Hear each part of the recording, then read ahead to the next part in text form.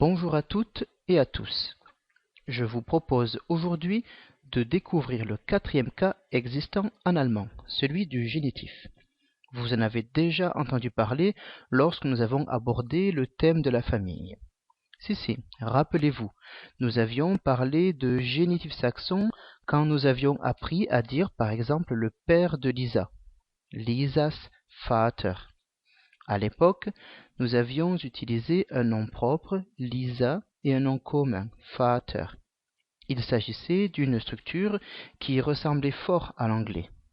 Aujourd'hui, nous allons voir comment établir une relation entre différents groupes nominaux pour, par exemple, dire la voiture de mon père, le manteau du professeur, le travail d'une élève. Bon, vous allez me dire, mais ça, on sait déjà le faire. On utilise la préposition von suivie du datif, monsieur.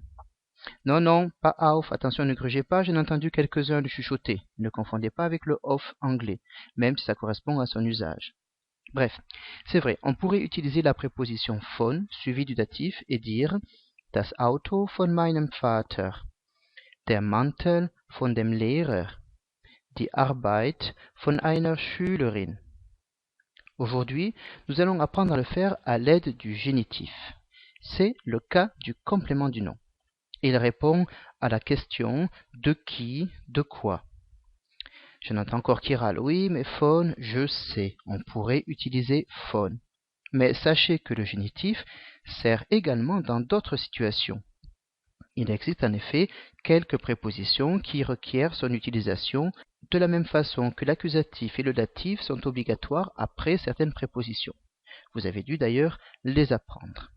Analysons quelques exemples et commençons par une phrase que nous avons vue il y a peu à propos de Karl Lagerfeld. Die Kreationen des Hamburgers sind die visionärsten und innovativsten der Modewelt. Les créations de qui, du Hambourgeois, sont les plus visionnaires et les plus innovatrices de quoi du monde de la mode. Nous avons dans la première partie de la phrase affaire à un génitif masculin et dans la deuxième partie de la phrase à un génitif féminin. Lorsqu'on a affaire à un nom masculin ou neutre, le déterminant prend la marque ES. Et notez bien également que le nom prend également cette marque.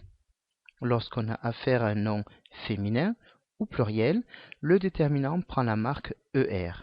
Notez que pour le féminin, c'est la même terminaison qu'au datif. Si nous reprenons nos phrases du départ et que nous essayons de supprimer le von, même si je sais que beaucoup parmi vous l'apprécient, nous aurons donc le résultat suivant. La voiture de mon père, Vater étant masculin, nous allons avoir das Auto meines Vaters. Pareil dans la deuxième phrase, nous avons également un masculin avec le mot Lehrer, der Mantel des Lehrers. Dans la troisième phrase, nous avons par contre un féminin et nous aurons là die Arbeit einer Schülerin. Il suffit ici de supprimer le von. Si nous résumons, nous pouvons dire donc que le génitif cas du complément de nom a les mêmes terminaisons quel que soit le déterminant utilisé, qu'il s'agisse de l'article défini, indéfini ou d'un déterminant possessif voire démonstratif.